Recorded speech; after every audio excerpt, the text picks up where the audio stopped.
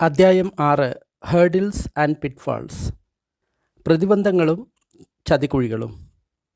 പ്രതിബന്ധങ്ങളും ചതിക്കുഴികളുമാണ് ഈ അദ്ധ്യായത്തിൻ്റെ വിഷയം. ഇനി നമ്മൾ തെറ്റായിട്ടുള്ള വാർത്ത കേൾക്കേണ്ടി വരാം എന്ന് നമ്മൾക്ക് തോന്നാം. നല്ല കാര്യങ്ങൾ നമ്മൾ ഇപ്പോൾ പൂർത്തിയാക്കി. ഇനി ധ്യാനിക്കുന്ന സമയത്ത് നമ്മൾക്ക് വരുന്ന ബുദ്ധിമുട്ടുകളും തലവേദനകളും പറ്റിയാണ് ഇനി പറയാൻ പോകുന്നത് എന്ന് നമുക്ക് തോന്നാം. എന്നാൽ നമ്മളുടെ അഭ്യാസത്തിൽ പുരോഗമിക്കണം എങ്കിൽ നമ്മുടെ അഭ്യാസത്തിൽ വരാവുന്ന ബുദ്ധിമുട്ടുകളെക്കുറിച്ച് അറിയേണ്ടത് വളരെ അത്യാവശ്യമാണ്. അവയെ എങ്ങനെ നേരിടണം എന്ന് അറിയേണ്ടതും അത്യാവശ്യമാണ്. അതിനാൽ നമ്മളുടെ അഭ്യാസം കുറച്ചുകൂടി ഉപകാരപ്രദവും കാര്യക്ഷമവും ആക്കുന്നതിന് വേണ്ടിയിട്ടാണ് ഈ അധ്യായം രൂപപ്പെടുത്തിയിട്ടുള്ളത്. ഈ കാര്യങ്ങൾ നമ്മളുടെ ധ്യാനത്തിൽ നമ്മൾ കൊണ്ടുവരണം. അപ്പോൾ നമ്മൾക്ക് കുറച്ചുകൂടി ശാന്തമായിട്ട് ജീവിക്കാൻ സാധിക്കും, സുഖമായിട്ട് ജീവിക്കാൻ സാധിക്കും, കുറച്ചുകൂടി കാര്യങ്ങളെ നല്ല രീതിയിൽ നമുക്ക് മനസ്സിലാക്കാൻ സാധിക്കും. ഇതിന് മുൻപുള്ള അധ്യായങ്ങളിലെ വിഷയങ്ങൾ ഇപ്രകാരമായിരുന്നു: ഏകാഗ്രതയും ശ്രദ്ധയുടെയും ഗുണങ്ങളെ എങ്ങനെ നിലനിർത്താം, അന്തർജ്ഞാനവും പ്രജ്ഞയും എങ്ങനെ വളർത്താം, മൈത്രിയെ എങ്ങനെ നമ്മൾക്ക് കൊണ്ടുവരാവുന്നതാണ്, കരുണയും പ്രജ്ഞയും എങ്ങനെ ഇടകലർന്നിരിക്കുന്നു, സങ്കല്പങ്ങളെയും ചിന്തകളെയും എങ്ങനെ അഭ്യസിക്കാം, ഈ പലതരം കാര്യങ്ങൾ എങ്ങനെയാണ് ഒരുമിച്ച് കൂടിയിരിക്കുന്നത് എന്ന് പരിശോധിക്കൽ. ബുദ്ധിസ്റ്റ് ധ്യാനത്തിലെ വലിയ ചില കാര്യങ്ങൾ ഈ അധ്യായങ്ങളിൽ രേഖപ്പെടുത്തിയിട്ടുണ്ട്. എന്നാൽ ധ്യാനിക്കുന്ന സമയത്ത് നമ്മൾ അനുഭവിക്കുന്ന ബുദ്ധിമുട്ടുകളെ പറ്റിയിട്ടാണ് ഈ അധ്യായത്തിൽ പറയാൻ പോകുന്നത്. ഈ ബുദ്ധിമുട്ടുകൾ എല്ലാ ആൾക്കാർക്കും അനുഭവപ്പെടാവുന്നതാണ്. ധ്യാനം എന്നുള്ളത് മതങ്ങളുടെ അതിർവരമ്പുകൾ ഇല്ലാത്തതാണ്. ഉദാഹരണമായിട്ട് ബുദ്ധൻ ക്രിസ്ത്യന്മാരോട് ഈ ധ്യാന വിഷയങ്ങളെക്കുറിച്ച് പറയുന്ന സമയത്ത് എല്ലാവരും അത് സമ്മതിച്ചു കൊടുക്കും. ഒരു വ്യക്തി ഏതൊരു മതവിഭാഗത്തിൽ ഉള്ള വ്യക്തിയാണെങ്കിൽ ശരി, ആ വ്യക്തിക്ക് സ്വന്തം മനസ്സിൻ്റെ അനാവശ്യമായിട്ടുള്ള സംഭാഷണം അവൻ്റെ ധ്യാനത്തിൽ ബാധ ഉണ്ടാക്കുക തന്നെ ചെയ്യും, അല്ലെങ്കിൽ ധ്യാനിക്കുന്ന സമയത്ത് ഉറക്കം വരിക തന്നെ ചെയ്യും. ഞങ്ങളുടെ ബുദ്ധവിഹാരത്തിൽ ഒരു ചെറുപ്പക്കാരനെ ദീക്ഷ കൊടുക്കുന്ന സമയത്ത് ഇത് ഞങ്ങൾ അനുഭവിച്ചു. ആ വ്യക്തിയുടെ സഹോദരി ഹിന്ദു സമ്പ്രദായത്തിൽ ഒരു സന്യാസിനിയായിരുന്നു 10 വർഷം. അവൾ വളരെ ഉജ്ജ്വലമായിട്ടുള്ള ഒരു കാവ്യവസ്ത്രവും അതേപോലെ തന്നെ ഒരു നല്ല തലപ്പാവും ധരിച്ചിരുന്നു. എല്ലാവരും വിചാരിച്ചത് അവൾ വളരെ സീരിയസ് ആയിട്ടുള്ള ഒരു യോഗിയാണ് എന്നാണ്. എന്നാൽ ദീക്ഷ പകുതി സമയമായപ്പോൾ അവൾ ഉറങ്ങാൻ തുടങ്ങി. അപ്പോൾ ഒരു കാര്യം മനസ്സിലായി: ഹിന്ദുക്കൾക്കും ബുദ്ധിസ്റ്റുകൾക്കും ചില കാര്യങ്ങൾ സമാനമാണ്. ഹിന്ദുക്കൾക്ക് വരുന്ന ആലസ്യവും ബുദ്ധിസ്റ്റുകൾക്ക് വരുന്ന ആലസ്യവും വ്യത്യസ്തമല്ല. അവർ പറയുന്നത് എല്ലാ മാർഗവും ഒരേ ലക്ഷ്യത്തിലേക്കാണ് പോകുന്നത്. 5 പ്രധാന തടസ്സങ്ങൾ. ബുദ്ധൻ്റെ ഗ്രന്ഥങ്ങളിൽ 5 പ്രധാനപ്പെട്ട തടസ്സങ്ങളെക്കുറിച്ച് പറയുന്നുണ്ട്. അത് പ്രതിബന്ധങ്ങളാണ്, ചതിക്കുഴികളാണ്. അവ നമ്മൾക്ക് ധ്യാനത്തിൽ നേരിടേണ്ടതുണ്ട്. 1. കാമച്ഛന്തം. ആദ്യത്തെ തടസ്സം കാമച്ഛന്തം ആണ്. നമ്മുടെ മനസ്സ് സുഖത്തിനു വേണ്ടി അന്വേഷിക്കുന്നു. ഉദാഹരണമായിട്ട് നമ്മൾ ധ്യാനിക്കാൻ ഇരിക്കുകയാണ്. എന്നാൽ മനസ്സ് ധ്യാന വസ്തുവിൽ ഇരിക്കുന്നതിന് പകരം നമ്മൾ ഒരു ശബ്ദം കേൾക്കുന്നു. ഉദാഹരണമായി അടുത്ത ബിൽഡിങ്ങിൽ നിന്ന് നമ്മൾ ഒരു സംഗീതം കേൾക്കുന്നു. അപ്പോൾ നമ്മുടെ മനസ്സ് ആ സംഗീതത്തിൽ മുഴുകുന്നു. ചിലപ്പോൾ അവിടെ സംഗീതം ഉണ്ടാകുകയില്ല. അപ്പോൾ നമ്മളുടെ മനസ്സിൽ നമ്മൾ സ്വയം സംഗീതം ഉണ്ടാക്കുന്നു, എന്നിട്ട് ആ സംഗീതത്തിൽ മുഴുകുന്നു. അല്ലെങ്കിൽ ചിലപ്പോൾ നമ്മൾക്ക് വിശപ്പുണ്ടാകാം. ചില സമയത്ത് ധ്യാനിക്കുന്ന സമയത്ത് അവിടെ പ്രത്യേക ചില നിയന്ത്രണങ്ങൾ ഉണ്ടാകാം.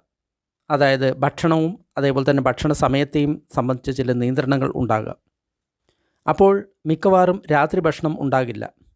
എൻ്റെ ഗുരു അജൻച ഒരിക്കൽ പറഞ്ഞു, അദ്ദേഹം നോർത്ത് ഈസ്റ്റ് തായ്ലൻഡിൽ ഒരു പുതിയ ഭിക്ഷുവായിട്ട് ചേർന്നതായിരുന്നു.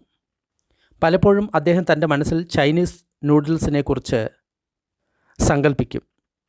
അദ്ദേഹത്തിൻ്റെ സങ്കല്പം വളരെ തീവ്രമായിരുന്നു. അദ്ദേഹത്തിന് ചൈനീസ് നൂഡിലിൻ്റെ സ്വാദ് അദ്ദേഹത്തിൻ്റെ വായിൽ അനുഭവിക്കാൻ സാധിക്കുമായിരുന്നു. ആ നൂഡിൽസ് അദ്ദേഹത്തിൻ്റെ നാവിൻ്റെ ഇടയിലൂടെ ഇറങ്ങുന്നത് അദ്ദേഹത്തിന് അനുഭവിക്കാൻ സാധിക്കുമായിരുന്നു. തായ്ലൻഡിലുള്ള വളരെ മണമുള്ള ഒരു വാഴപ്പഴത്തിൻ്റെ ഗന്ധം അദ്ദേഹത്തിന് അനുഭവിക്കാമായിരുന്നു. അപ്പോൾ ധ്യാനിക്കാനിരിക്കുന്ന സമയത്ത് അദ്ദേഹത്തിൻ്റെ വായിലൂടെ വെള്ളം ഊറുന്നതാണ്. അദ്ദേഹത്തിന് അതിൻ്റെ മണം അനുഭവിക്കാൻ സാധിക്കുന്നു. അതിൻ്റെ സ്വാദ് അനുഭവിക്കാൻ സാധിക്കുന്നു. അവയെ അദ്ദേഹത്തിൻ്റെ നാവിൽ രസം അനുഭവിക്കാൻ സാധിക്കുന്നു. എന്തെങ്കിലും കഴിക്കാനുള്ള ശരീരത്തിൻ്റെ വിശപ്പായിരുന്നു അത്. അപ്പോൾ അജൻ ഷാ ഇങ്ങനെ സങ്കല്പിക്കുമായിരുന്നു, ഈ സമയത്ത് ആ മണമുള്ള വാഴപ്പഴം കിട്ടിയിരുന്നെങ്കിൽ എത്ര നന്നായിരുന്നു. ഈ സമയത്ത് ഒരു കപ്പ് ചൈനീസ് നൂഡിൽസ് കിട്ടിക്കഴിഞ്ഞാൽ എത്ര നന്നായിരുന്നു. ഇതിനെയൊക്കെയാണ് കാമച്ഛന്തം എന്ന് പറയുന്നത്. നമ്മുടെ മനസ്സ് ഒരു ശബ്ദം, ഗന്ധം, രസം, ചിന്ത അല്ലെങ്കിൽ ഒരു ആഗ്രഹത്തിൻ്റെ പിന്നാലെ പോകുന്നു.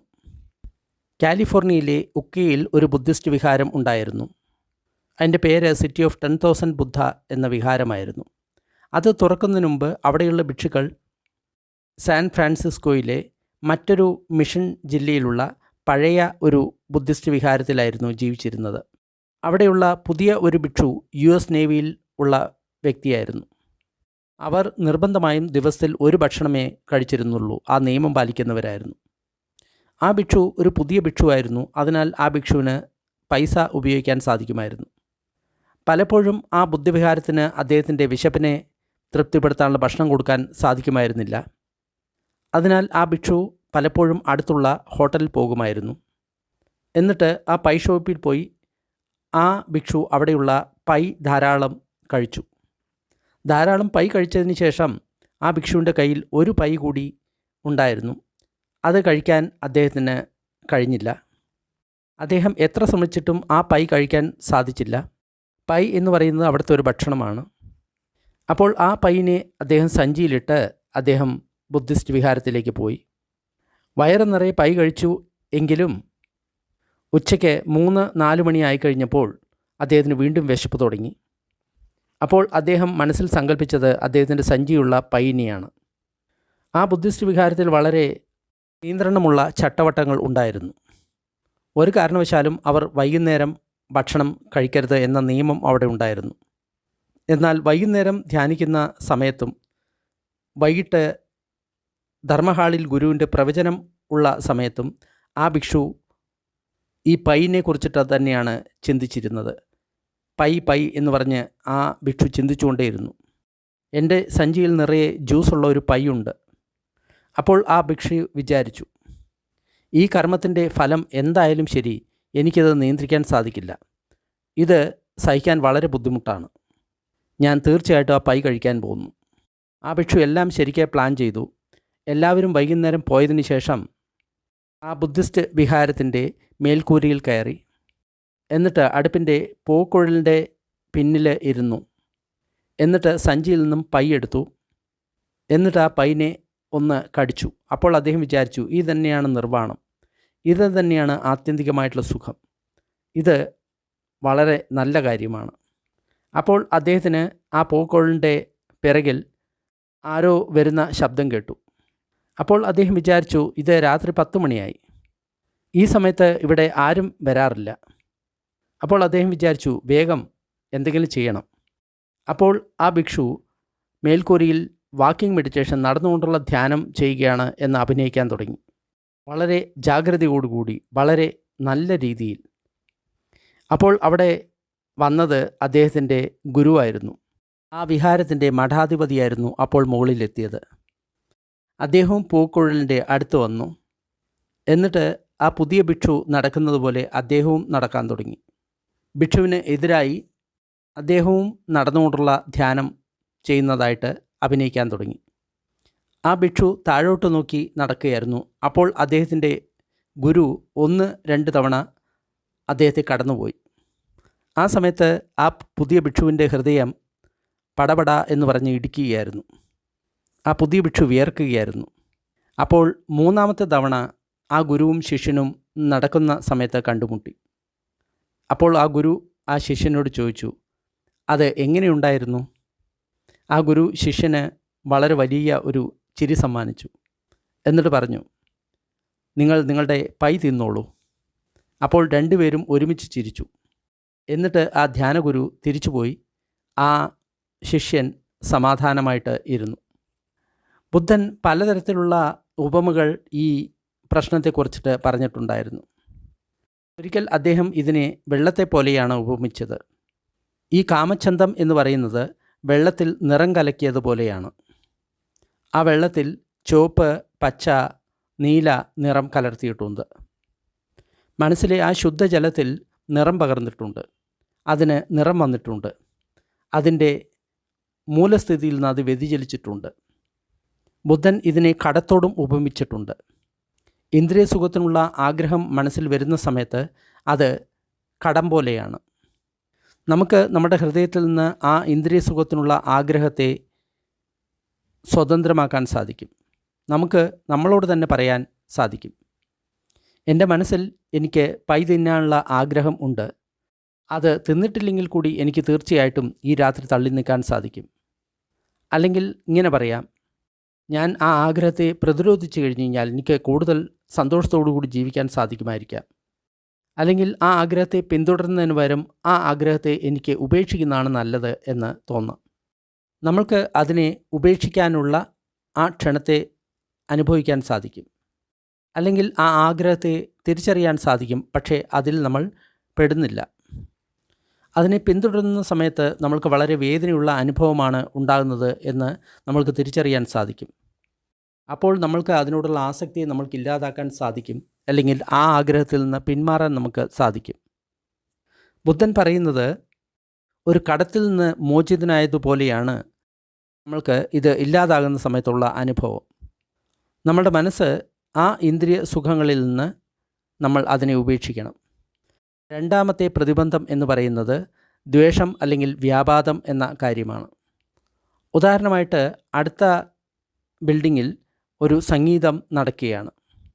അതുമൂലം നിങ്ങൾക്ക് ഒരുപാട് അലോസരം ഉണ്ടാകുകയാണ്. താങ്കൾ അത് നിൽക്കാൻ ആഗ്രഹിക്കുന്നു. ആ അടുത്ത വീട്ടുകാരനെ കൊണ്ട് ആ സംഗീതം എങ്ങനെ നിർത്താം എന്നതിനെപ്പറ്റി പല കാര്യങ്ങളും നിങ്ങൾ ആലോചിക്കാൻ തുടങ്ങുന്നു. എന്തെന്നാൽ നിങ്ങൾ ധ്യാനിക്കാൻ ശ്രമിക്കുകയാണ്. നിങ്ങളുടെ ആ ധ്യാന ജീവിതത്തിൽ നിന്നും വ്യതിചലിപ്പിക്കുമ്പോഴുണ്ടാകുന്ന അവരുടെ ചീത്തകർമ്മങ്ങളെപ്പറ്റി നിങ്ങൾ നല്ലപോലെ അറിയുന്നു. അപ്പോൾ ആ ശബ്ദം കേട്ടുകൊണ്ട് നിങ്ങൾ ഒരുപാട് നിങ്ങളുടെ ഉള്ളിൽ തെറ്റായിട്ടുള്ള ചിന്തകൾ ഉണ്ടാക്കുന്നു. ഇതിനു മുൻപുള്ള അധ്യായത്തിൽ ഞാൻ ഒരു കഥ പറഞ്ഞിട്ടുണ്ടായിരുന്നു. അജൻച ലണ്ടനിലുള്ള ഒരു ചെറിയ ബുദ്ധവിഹാരത്തിൽ പോയ കാര്യവും ചൂടുള്ള ഒരു സമയമായിരുന്നു. അത് വേനൽക്കാലമായിരുന്നു. ആ സമയത്ത് അവിടെ ഒരു സംഗീതം നടക്കുകയായിരുന്നു. അപ്പോൾ മെഡിറ്റേഷൻ നിർത്തുന്ന സമയത്ത് ബെല്ലടിച്ചതിന് ശേഷം അജൻച ആദ്യമായിട്ട് പറഞ്ഞിട്ടുള്ള കാര്യം ഇതാണ്: നിങ്ങൾ വിചാരിക്കായിരുന്നു ആ സംഗീതം നിങ്ങളെയാണ് ശല്യപ്പെടുത്തിക്കൊണ്ടിരുന്നത് എന്നാണ്. എന്നാൽ ശരിയായിട്ട് നിങ്ങളാണ് ആ ശബ്ദത്തെ ശല്യപ്പെടുത്തിയത്. ആ ശബ്ദം എപ്രകാരമോ അപ്രകാരം തന്നെ ആണ്. അത് നിങ്ങളെ ഒരിക്കലും ശല്യപ്പെടുത്തുന്നില്ല. അത് ആ ശബ്ദത്തിൻ്റെ സ്വഭാവമാണ്. അത് അങ്ങനെ തന്നെയാണ് ഉള്ളത്. അവിടെ നീരസം ഉണ്ടെങ്കിൽ അത് നിങ്ങളിൽ നിന്നാണ് വരുന്നത്. നമ്മുടെ മനസ്സിൽ ദ്വേഷമുണ്ടായിക്കഴിഞ്ഞാൽ ഉടൻ തന്നെ മനസ്സ് അവിടേക്ക് പോകുന്നു. അത് ഒരുപക്ഷെ പുറത്തുള്ള കാര്യങ്ങളാൽ ആയിരിക്കാം, അല്ലെങ്കിൽ ശരീരത്തിലുള്ള വേദനയായിരിക്കാം. നിങ്ങൾ തറയിൽ 10 മിനിറ്റിൽ കൂടുതൽ ഇരിക്കാൻ ശ്രമിക്കുന്ന സമയത്ത് നിങ്ങളുടെ മുട്ടിലുള്ള വേദന അത് പ്രകൃതിയ ഉള്ളതാണ്, കാരണമുള്ളതാണ് എന്ന് നിങ്ങൾക്ക് തോന്നുന്നു. അപ്പോൾ നിങ്ങളുടെ മനസ്സ് ഒരുപാട് ചിന്തകൾ ഉണ്ടാക്കുന്നു. എൻ്റെ മുട്ടിൽ ആ വേദന ഇല്ലായിരുന്നെങ്കിൽ എനിക്ക് കുറച്ചുകൂടി സന്തോഷം ഉണ്ടാകുമായിരുന്നു. എൻ്റെ ഈ തുടർച്ചയായിട്ടുള്ള ചിന്തകൾ മാറിയിരുന്നു എങ്കിൽ ഞാൻ മറ്റൊന്നിനും വേണ്ടി ചോദിക്കില്ലായിരുന്നു. ഈ ശരിയല്ലാത്ത ചിന്ത എന്നെ വളരെയധികം ശല്യപ്പെടുത്തുന്നു. എനിക്കത് നിർത്തേണ്ടതുണ്ട്. ആ സംഗീതം നിർത്തിയിരുന്നു എങ്കിൽ ഞാൻ തീർച്ചയായിട്ടും സന്തുഷ്ടനാകുമായിരുന്നു. ചിലപ്പോൾ ധ്യാന ശിബിരത്തിൽ നമ്മുടെ മനസ്സ് നമ്മൾക്ക് ഇഷ്ടമില്ലാത്ത വിഷയത്തെപ്പറ്റി ചിന്തിച്ചുകൊണ്ടേയിരിക്കും. വളരെ പ്രസിദ്ധനായിട്ടുള്ള ഒരു അമേരിക്കൻ മെഡിറ്റേഷൻ ടീച്ചർ ഉണ്ടായിരുന്നു. അദ്ദേഹത്തിൻ്റെ പേര് ജോസഫ് ഗോൾഡ്സ്റ്റീൻ എന്നായിരുന്നു. അദ്ദേഹം ഒരു അരുവിക്ക് സമീപമായിട്ട് ഒറ്റയ്ക്ക് ധ്യാനിച്ചു കൊണ്ടിരിക്കുന്ന സമയത്ത് ഒരു കഥ പറയുമായിരുന്നു. ആ അരുവി എപ്പോഴും ദ സ്റ്റാർ സ്പാങ്കിൾഡ് ബാനർ എന്ന സംഗീതം പാടുന്നതായിട്ട് അദ്ദേഹത്തിന് തോന്നിയിരുന്നു. അപ്പോൾ അദ്ദേഹം വീണ്ടും വീണ്ടും ആ അരുവിക്ക് അടുത്ത് പോയി അതിലുള്ള കല്ലുകളെ മാറ്റിവെക്കുമായിരുന്നു. അതുമൂലം ആ അരുവി ഈ പാട്ട് പാടുന്ന നിർത്തും എന്ന് അദ്ദേഹം വിചാരിച്ചിരുന്നു. എന്നാൽ പ്രശ്നം അതിലെ കല്ലുകളല്ല. പലപ്പോഴും പ്രശ്നം നമ്മുടെ മനസ്സ് തന്നെയാണ്. മനസ്സിൻ്റെ ഈ ദ്വേഷം, ഇതിനെപ്പറ്റി പറയുന്ന സമയത്ത് ബുദ്ധൻ ഉപയോഗിച്ച ഉപമ തിളയ്ക്കുന്ന വെള്ളമാണ്. അത് വളരെ ചൂടുള്ളതാണ്, തിളയ്ക്കുന്നതാണ്. അദ്ദേഹം ഈ അവസ്ഥയെ രോഗാവസ്ഥയുമായിട്ട് ഉപമിച്ചിരുന്നു. ഉദാഹരണമായിട്ട് നമ്മുടെ മനസ്സിൽ അടുത്തുള്ള വീട്ടിൽ ഉച്ചത്തിൽ മുഴങ്ങുന്ന സംഗീതത്തോടെ വെറുപ്പുണ്ട്. അപ്പോൾ നമ്മുടെ മനസ്സ് ഈ കാര്യം തിരിച്ചറിയാം: ഞാൻ ആ സംഗീതം വെക്കുകയാണെങ്കിൽ തീർച്ചയായിട്ടും ഞാനത് ആസ്വദിക്കുമായിരുന്നു. എന്നാൽ എൻ്റെ അയൽക്കാരൻ ആ സംഗീതം വരുന്ന സമയത്ത് അത് എൻ്റെ ധ്യാനത്തെ നശിപ്പിക്കുകയാണ് ചെയ്യുന്നത്. നമ്മൾക്ക് സാഹചര്യങ്ങളെ ഈ പ്രകാരം താരതമ്യം ചെയ്യാം. അപ്പോൾ നമ്മുടെ മനസ്സ് ഒരു പ്രശ്നം, അവിടെ ഇല്ലാത്ത പ്രശ്നം ഉണ്ടാക്കുകയാണ് എന്ന് നമ്മൾക്ക് മനസ്സിലാകും. അതുപോലെ തന്നെയാണ് നമ്മുടെ മനസ്സിലുള്ള സമ്മർദ്ദം, അതേപോലെ തന്നെ ഭയം, അതേപോലെ തന്നെ വെറുപ്പ് തുടങ്ങിയവ നമുക്ക് മനസ്സിലാക്കാൻ സാധിക്കും. അത് ഒരുപക്ഷെ നമ്മുടെ ശരീരത്തിലുള്ള വേദനയോടായിരിക്കാം. അപ്പോൾ നമ്മൾ ചെയ്യേണ്ടത് നമ്മുടെ ശരീരത്തെ റിലാക്സ് ചെയ്യുക, അയച്ചു വിടുക. എന്നിട്ട് നമ്മളുടെ വേദനയോടുള്ള സമീപനം നമ്മൾ മാറ്റുക. അപ്പോൾ നമ്മൾ ഇങ്ങനെ മനസ്സിലാക്കാൻ തുടങ്ങും, നമ്മൾ ഈ തരത്തിലുള്ള ചിന്തകളെ നമ്മൾ ഉപേക്ഷിക്കുന്നു. ആ വേദനയെ പോലെ തന്നെ ഇരിക്കുന്നു. അത് വെറും ഒരു സംവേദനയാണ്. അത് വളരെ വലിയ പ്രശ്നമാണെന്ന് നമ്മൾ കരുതി കഴിഞ്ഞു കഴിഞ്ഞാൽ അതുമൂലം നമ്മൾക്കാണ് പ്രശ്നമുണ്ടാകാൻ പോകുന്നത്. നമ്മൾക്കതിനെ അതുപോലെ തന്നെ ഉപേക്ഷിക്കാം. എന്നിട്ട് റിലാക്സ് ചെയ്യുക. ആ വേദന എപ്രകാരമോ അപ്രകാരം തന്നെ ആയിരിക്കാൻ സമ്മതിക്കുക. നമ്മൾ അങ്ങനെ ചെയ്യുന്ന സമയത്ത് ആ വേദന ശരിക്ക് കമ്മിയാകുകയാണ് ചെയ്യുന്നത്. അതിനെ സഹിക്കാൻ പറ്റുന്നില്ല എങ്കിൽ കൂടി അത് ഇപ്പോൾ ഒരു പ്രശ്നമായിരിക്കില്ല. ആ വേദന പോയി ആശ്വാസത്തിന് പകരം നമ്മൾക്ക് അതിനോടുള്ള നീരസമാണ് നമ്മൾ ഒഴിവാക്കേണ്ടത്. അടുത്തത് ധീനമിഥ അല്ലെങ്കിൽ ആലസ്യം. മൂന്നാമത്തെ പ്രശ്നം എന്ന് പറയുന്നത് ധ്യാനത്തിൽ വരുന്ന ധീനമിഥ അല്ലെങ്കിൽ ആലസ്യം എന്നുള്ളതാണ്. ഇത് ഭാരമുള്ള ഒരു കാര്യമാണ്, മന്ദമായിട്ടുള്ള കാര്യമാണ്. നമ്മൾ ഉറക്കത്തിലല്ല, എന്നാൽ ജാഗ്രതാവസ്ഥയിലുമല്ല. നമ്മൾ ധ്യാനം അഭ്യസിക്കുന്ന സമയത്ത് മിക്കവാറും ഈ അവസ്ഥ വരാറുണ്ട്. ധ്യാനത്തിൻ്റെ തുടക്കത്തിൽ നമ്മുടെ മനസ്സ് വളരെയധികം ചഞ്ചലമാണ്. അത് എല്ലായിടത്തും ഓടി നടക്കുന്നു. അപ്പോൾ ശരീരം സമ്മർദ്ദത്തിലാകുന്നു, ശരീരത്തിന് കുഴപ്പങ്ങൾ ഉണ്ടാകുന്നു. ആ സമ്മർദ്ദങ്ങൾ മൂലം മനസ്സ് വളരെ ജാഗ്രതയുള്ളതായിട്ട് നമുക്ക് തോന്നുന്നു. മനസ്സ് വളരെ ജാഗ്രതയാണ്, ഉത്തേജിതമാണ്. കുറച്ച് സമയം കഴിഞ്ഞ് നമ്മൾ മനസ്സിനെ ഏകാഗ്രമാക്കാൻ ശ്രമിക്കുന്ന സമയത്ത് നമ്മുടെ ശരീരം ആ ഇരിപ്പിനോട് അഡ്ജസ്റ്റ് ചെയ്യുന്നു. അപ്പോൾ നമ്മുടെ ശരീരവും മനസ്സും കുറച്ച് ശാന്തമാകുന്നു. അപ്പോൾ ഉത്തേജിതമായിട്ടുള്ള അല്ലെങ്കിൽ വേദനയുള്ള ആ അനുഭവങ്ങൾ കുറച്ച് കമ്മിയാവുന്നു. അപ്പോഴാണ് മനസ്സ് ഈ രീതിയിലാകുന്നത്. കാരണം ഈ സമയത്ത് നമ്മൾ രണ്ടിനും ഇടയ്ക്കുള്ള അനുഭവമാണ് ഉണ്ടാകുന്നത്. ജാഗ്രത എന്ന് പറഞ്ഞു കഴിഞ്ഞാൽ നമ്മൾ ഒരുപാട് ഉത്തേജിതനാണ്.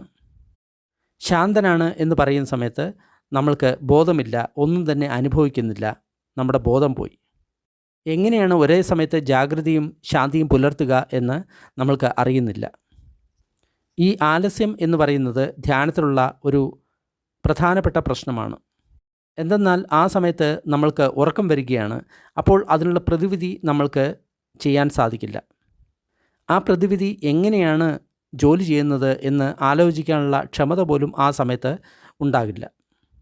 മനസ്സിൻ്റെ ഈ അവസ്ഥ നമ്മളെ ചിലപ്പോൾ കബളിപ്പിക്കും. നമ്മൾക്ക് തോന്നും നമ്മൾ വളരെ ശാന്തമായിട്ടിരിക്കുകയാണ് എന്ന്, നമ്മൾ വളരെ ശാന്തരായിട്ട് ധ്യാനിക്കുകയാണ് എന്ന് നമ്മൾക്ക് തോന്നും.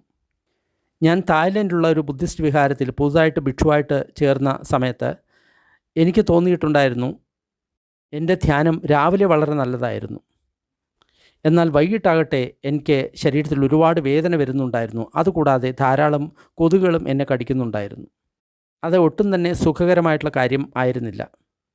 ആ ഇരിപ്പ് മണിക്കൂറുകൾ പോലെ നീണ്ടതുപോലെ എനിക്ക് തോന്നിയിരുന്നു. എന്നാൽ രാവിലെയുള്ള എൻ്റെ ധ്യാനം വളരെ നന്നായിട്ട് തോന്നി. മണിക്കൂറുകൾ ഒരു നിമിഷം പോലെയായിരുന്നു കടന്നുപോയിക്കൊണ്ടിരുന്നത്. എന്നാൽ മറ്റൊരു പുതിയ ഭിക്ഷു എന്നോട് ഇങ്ങനെ പറഞ്ഞു, ഞാൻ രാവിലെ ഉറങ്ങുകയായിരുന്നു എന്ന്. എൻ്റെ തല പകുതി കുനിഞ്ഞിരിക്കുകയായിരുന്നു, ഞാൻ അർത്ഥബോധാവസ്ഥയിലായിരുന്നു. അതിനാൽ ഈ ആലസ്യം നമ്മളെ കബളിപ്പിക്കുന്നതാണ്. നമ്മൾ വിചാരിക്കും ഞാൻ നല്ല രീതിയിലാണ് ധ്യാനിക്കുന്നത്, എനിക്ക് വളരെ ശാന്തിയുണ്ട്. എന്നാൽ നമ്മൾ ശരിക്ക് ചെയ്യുന്നത് ഉറങ്ങുകയാണ്. ഉറക്കം അലകളെ പോലെയാണ് വരുന്നത്. ആ ആദ്യത്തെ അലയിൽ നമ്മൾ പിടിച്ചു കഴിഞ്ഞു കഴിഞ്ഞാൽ വളരെ നല്ലതാണ്. ആദ്യത്തെ അധ്യായത്തിൽ പറഞ്ഞതുപോലെ ഇതിന് പിടിക്കാനുള്ള ഒരു വഴിയുണ്ട്. നമ്മളുടെ കയ്യിൽ ഒരു തീപ്പെട്ടിയെ പിടിക്കുക എന്നുള്ളതാണ്. നിങ്ങളുടെ 2 തള്ളവിരലും കൊണ്ട് ഒരു തീപ്പെട്ടിയെ പിടിക്കുക. നിങ്ങളുടെ മനസ്സിന് ആലസ്യം വന്നു കഴിഞ്ഞാൽ ഉടൻ തന്നെ നിങ്ങളുടെ 2 തള്ളവിരലുകളും അയയുകയും ആ തീപ്പെട്ടി താഴെ വീഴുകയും ചെയ്യും. ഉറക്കത്തിൻ്റെ ആദ്യ തിര വന്നു കഴിഞ്ഞു. ആ സമയത്ത് തന്നെ നിങ്ങൾ കണ്ണ് തുറക്കുക. എന്നിട്ട് നിങ്ങളുടെ നട്ടെല്ലിനെ നിവർത്തുക. സാധാരണയായിട്ട് ഉറക്കത്തിൻ്റെ അടുത്ത തിരമാല അടുത്ത് തന്നെ വരുന്നതാണ്. അപ്പോൾ കണ്ണ് മങ്ങാൻ തുടങ്ങും, ശരീരം പതുക്കെ താഴാൻ തുടങ്ങും.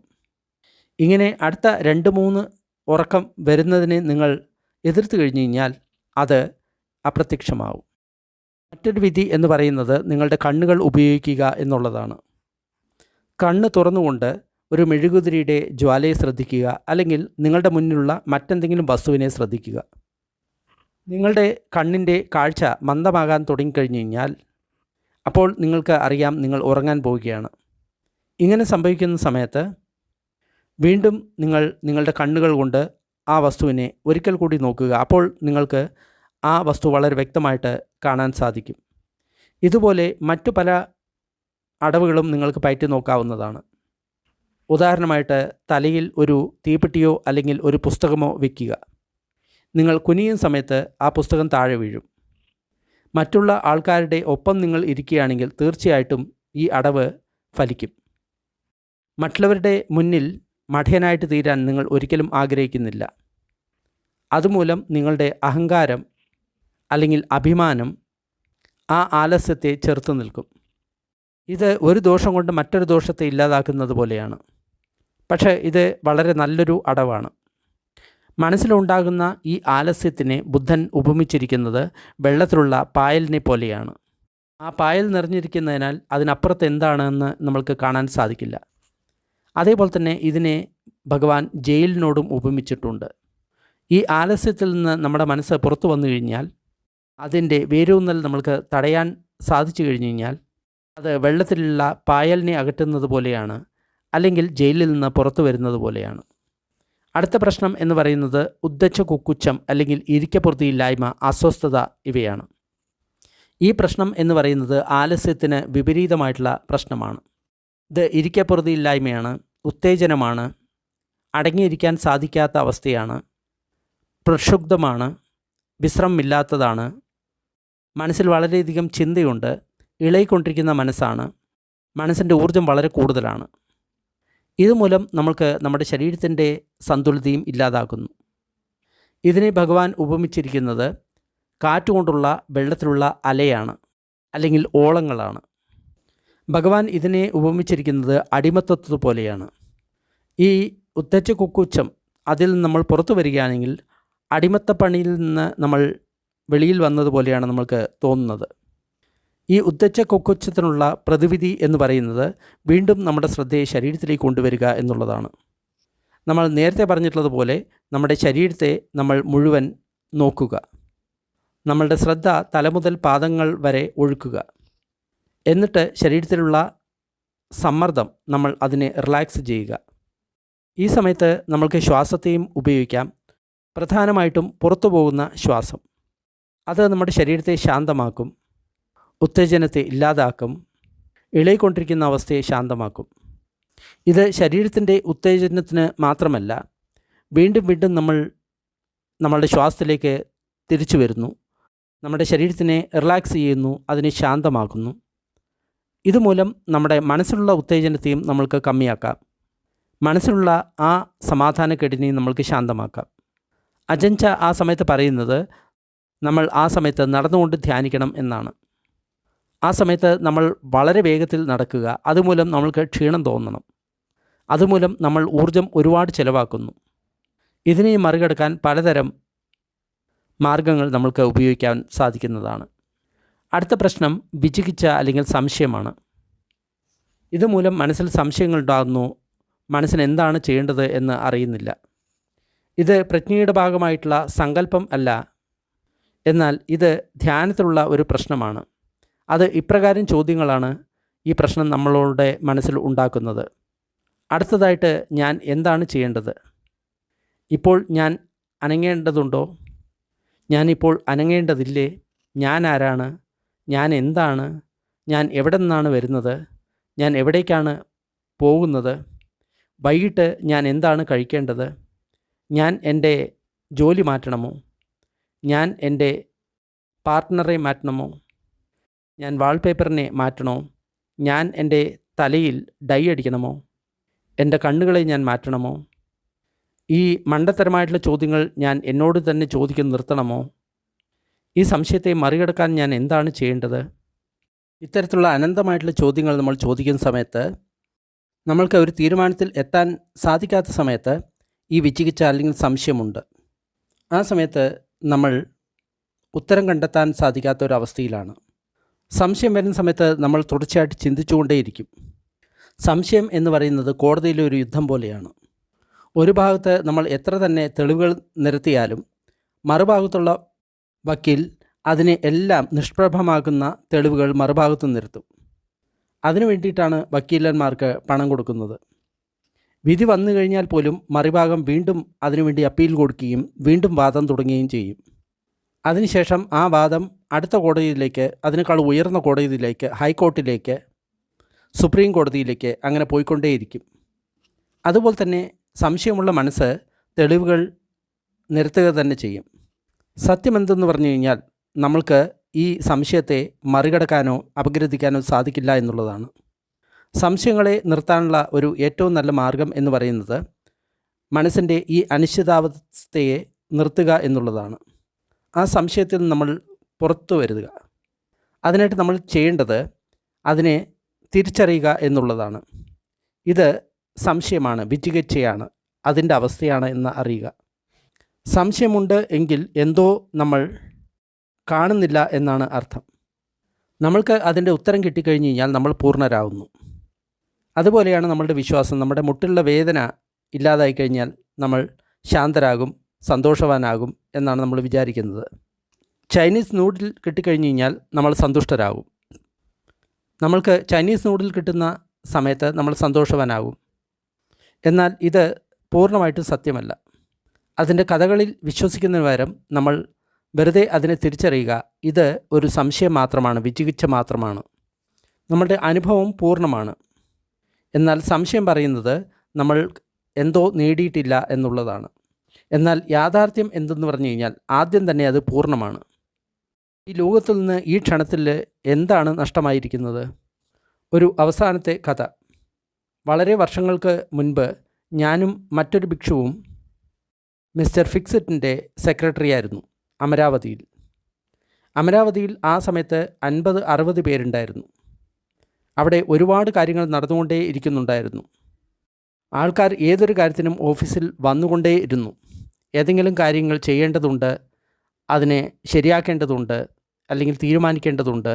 അപ്പോൾ അവർ ചോദിക്കും, ഭിക്ഷുണികളുടെ വിഹാരത്തിലുള്ള മട്ടുപ്പാവിൽ നമ്മൾ എന്താണ് ചെയ്യാൻ പോകുന്നത്? വെള്ളത്തിലുള്ള ടാങ്കിൽ നമ്മൾ എന്താണ് ചെയ്യാൻ പോകുന്നത്? ഈ ശിബിരത്തിൽ നമ്മൾ എന്താണ് ചെയ്യാൻ പോകുന്നത്? വീണ്ടും വീണ്ടും ഈ രീതിയിലുള്ള ചോദ്യങ്ങൾ വരും. ആ സമയത്ത് ഞാൻ തന്നെ ആ പ്രശ്നം സ്വയം ഏറ്റെടുക്കും. എന്നിട്ട് അതിനെ ഞാൻ തന്നെ നോക്കാൻ തുടങ്ങും. എൻ്റെ കൂട്ടുകാരനായിട്ടുള്ള ഭിക്ഷു, അദ്ദേഹത്തിനും എൻ്റെ അത്ര തന്നെ ജോലികളുണ്ട്. പക്ഷേ അദ്ദേഹം ഒരിക്കലും ഇതിൻ്റെ ഉത്തരവാദിത്വം ഏറ്റെടുക്കില്ല. അപ്പോൾ ഞാൻ അത്ഭുതപ്പെട്ടു. ഓരോ സമയത്തും അദ്ദേഹം എങ്ങനെയാണ് ഇതിനെ കൈകാര്യം ചെയ്യുന്നത്? അപ്പോൾ എനിക്ക് ഒരു കാര്യം ബോധ്യമായി. ആരെങ്കിലും എപ്പോഴെങ്കിലും ഒരു ചോദ്യം അല്ലെങ്കിൽ പ്രശ്നം കൊണ്ട് എന്നെ സമീപിക്കുന്ന സമയത്ത് ഞാൻ ഉടൻ തന്നെ അതിന് ഒരു ഉത്തരം കൊടുക്കും, എന്നിട്ട് ഉപദേശം കൊടുക്കും, എന്നിട്ട് അതിൻ്റെ ഉത്തരവാദിത്വം ഞാൻ തന്നെ ഏറ്റെടുക്കും. എന്നാൽ അദ്ദേഹം തിരിച്ച് അവരോട് ഇങ്ങനെയാണ് പറയുക, വളരെ നല്ല ചോദ്യം. എന്നിട്ട് അവരോട് ചോദിക്കും, നിങ്ങൾ ഇതിനു വേണ്ടി എന്താണ് ചെയ്യാൻ പോകുന്നത്? അദ്ദേഹം തീർത്തും മടിയനായിരുന്നില്ല, കാര്യങ്ങളെ ഒഴിവാക്കാനല്ല നോക്കുന്നത്. അദ്ദേഹത്തിന് എങ്ങനെയാണ് തിരിച്ചു പറയേണ്ടത് എന്ന് വളരെ വ്യക്തമായിട്ട് അറിയാം. എന്നാൽ എനിക്ക് ഈ കാര്യം മനസ്സിലാക്കാൻ അല്പം വൈകിപ്പോയി. നമ്മുടെ മനസ്സ് ഒരു ഉത്തരത്തിന് വേണ്ടി നമ്മളോട് യാചിക്കുകയാണെങ്കിൽ നമ്മൾക്ക് ഇങ്ങനെ പറയാം, വളരെ നല്ല ചോദ്യം.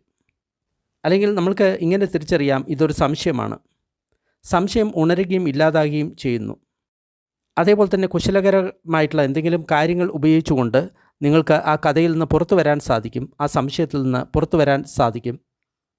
അപ്പോൾ നമ്മുടെ മനസ്സിലുള്ള ഈ ചോദ്യം, എനിക്ക് ഇതിന് ഉത്തരം കിട്ടിയിരുന്നു എങ്കിൽ ഞാൻ കുറച്ചുകൂടി സന്തുഷ്ടനാകുമായിരുന്നു, നമ്മൾക്കതിനെ അപ്പോൾ തന്നെ തിരിച്ചറിയാൻ സാധിക്കും. എന്നിട്ട് ഇത് ഒരു അനുഭവം മാത്രമാണ്, ഇത് ഒരു ചോദ്യം മാത്രമാണ്. ഈ ചോദ്യത്തിന് ഉത്തരം കിട്ടിയിട്ടില്ല എങ്കിൽ ഈ ലോകത്തിന് ഒന്നും സംഭവിക്കാൻ പോകുന്നില്ല. നമ്മൾക്ക് ഈ കാര്യം തിരിച്ചറിയാൻ സാധിക്കും.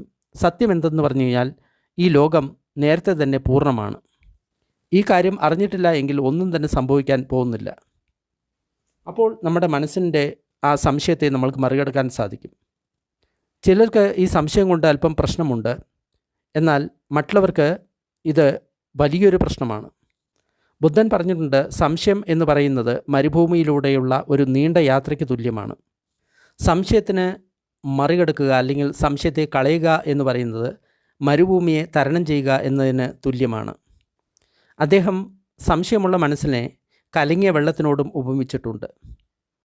ഞാൻ ഒരിക്കൽ ഒരു ക്രിസ്ത്യൻ ഭിക്ഷു ബ്രദർ ഡേവിഡ് സ്റ്റെയിൻഡി റാസ്റ്റ് സംസാരിക്കുന്നത് കേട്ടിട്ടുണ്ട്. ക്രിസ്ത്യൻ സന്യാസിക്ക് 3 തത്വങ്ങളുണ്ട്: ത്യാഗം, ബ്രഹ്മചര്യം, അനുസരണം. അദ്ദേഹം അതിന് 3 ഉപമകളും കൊടുത്തിട്ടുണ്ടായിരുന്നു. ത്യാഗം എന്ന് പറഞ്ഞു കഴിഞ്ഞാൽ ഞാൻ എന്നെ തന്നെ നഷ്ടമാക്കുന്നു, മറ്റുള്ള സമയത്തേക്കാൾ ആ സമയത്ത് ഞാൻ ഏകനാണ്. ബ്രഹ്മചര്യം എന്ന് പറഞ്ഞു കഴിഞ്ഞാൽ ഞാൻ എപ്പോഴും ഒറ്റയ്ക്കാണ്, ഞാൻ എല്ലാവരുമായിട്ടും ഒറ്റയ്ക്കാണ്. അനുസരണം എന്ന കാര്യത്തെപ്പറ്റി അദ്ദേഹം പറയുന്നത്, ഞാൻ ചോദ്യം ചോദിക്കുന്നത് നിർത്തുന്ന സമയത്ത് ഉത്തരം അവിടെയുണ്ട്. അനുസരണം എന്ന് പറയുമ്പോൾ കേൾക്കുന്നതാണ്. അത് ലാറ്റിൻ വാക്കിൽ നിന്നും വന്നതാണ് അബ് ഓഡിയൻസ്.